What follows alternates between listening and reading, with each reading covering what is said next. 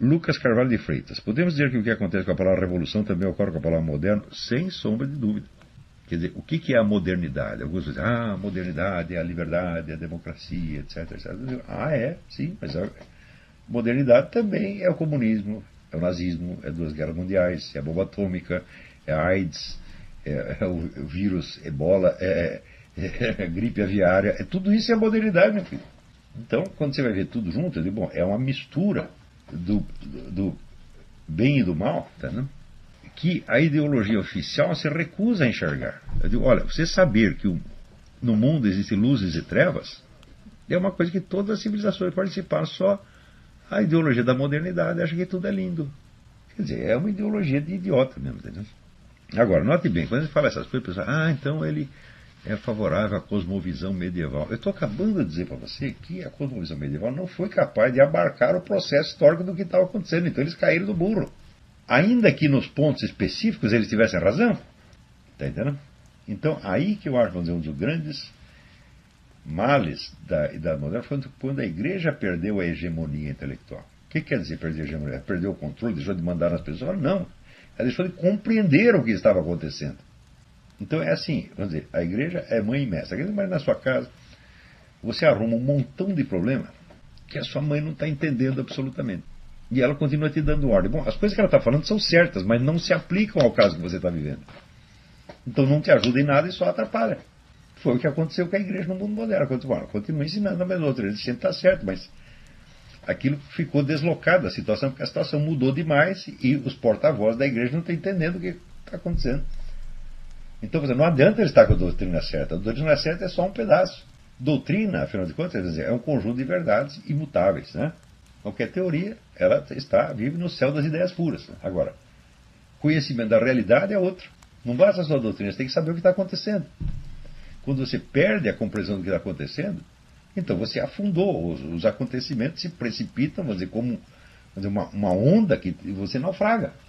Você veja, quanto tempo levou para que alguém fosse fazer um estudo como esse Mordecai Feingold, que é um sujeito judeu, fez. Ele disse, peraí, deixa eu ver as conquistas científicas dos jesuítas e ver se aquela ideia de que eles estavam contra a ciência justifica. No fim, não justifica de maneira alguma. Foi um mito criado, propaganda criada. Agora, como é que os camaradas que são, vamos dizer, eles são apóstolos da ciência, entre aspas, da ciência, do conhecimento, mas eles vivem de mentiras e lendas. Então não tem ciência nenhuma. Daí você diz, espera aí, eles vivem de mentiras e lendas na sua visão da história, mas será que a ciência que eles fazem, por exemplo, a ciência física e tal, não continua valendo? Continua valendo só parcialmente, porque se ela está encaixada dentro de um sistema metafísico que é falso, esse sistema metafísico falso compromete aquela verdade e a limita de algum modo. Você vê que as objeções que Leibniz fez à teoria de Newton, que não a invalidam totalmente, evidentemente, mas a limitam, foram depois todas confirmadas quando veio a relatividade geral e a mecânica quântica. Então, quem tinha razão? Newton, Leibniz. E eu acredito que se à luz do que se sabe de mecânica quântica hoje, alguém for fazer uma revisão da teoria do conflito Newton e Goethe contra a teoria das cores, vai ver que Goethe tinha mais razão do que parecia. Então, ler besteira. Olha, o que eu li de besteira, gente, você não quer saber. Olha, tempo que eu trabalhei na revista Planeta. Você é capaz de imaginar quanta besteira eu tive que ler para trabalhar na Planeta? Mas é um negócio do outro mundo. Tem um gente que escreveu um livro chamado A Imortalidade Física. Um francês louco escreveu um livro chamado Imortalidade Física. Então ele dava lá umas receitas, né? O negócio era muito, por incrível que pareça, era muito baseado em clisteres, injeções anais, de substância. É um negócio tão pretensioso, tão grotesco. Eu tive que ler aquela porcaria inteira para escrever a respeito. O chefe era o Luiz Pellegrini, era um sujeito sádico, me fazia ler essas coisas, né? Me fez assistir um monte de sessão de macumba, assistir curas miraculosas, charlatanescas, e assim por dentro, ver aqueles quadros horríveis do Gasparetto, quer dizer que foi Jean Renoir que pintou. É um sofrimento, você não sabe o que é. Quer dizer, além do besterol marxista, ainda tem todo o besterol esotérico. Uma hora que eu não aguentei mais, juntei um monte de livro esotérico que eu tinha, fui lá, vendi tudo na USP. Botavam, estendiam no chão assim, falavam, comprei veneno para todo mundo. Tá? 2 dias acabou a biblioteca. Hoje eu me arrependo que eu preciso daquilo como documentação, não tenho mais.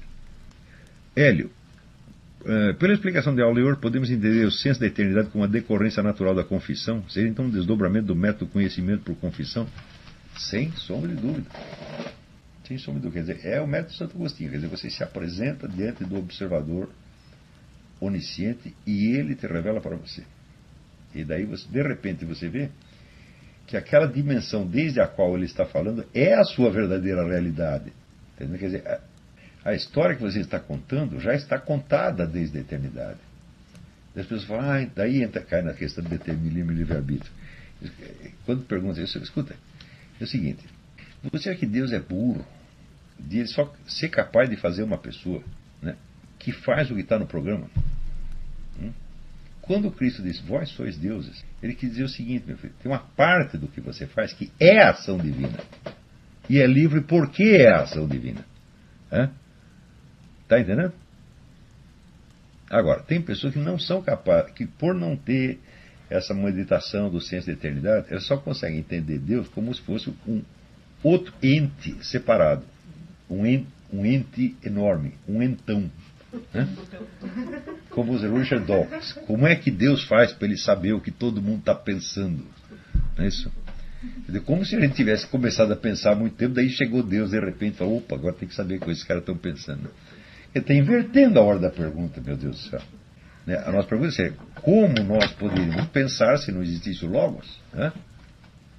Essa seria a pergunta.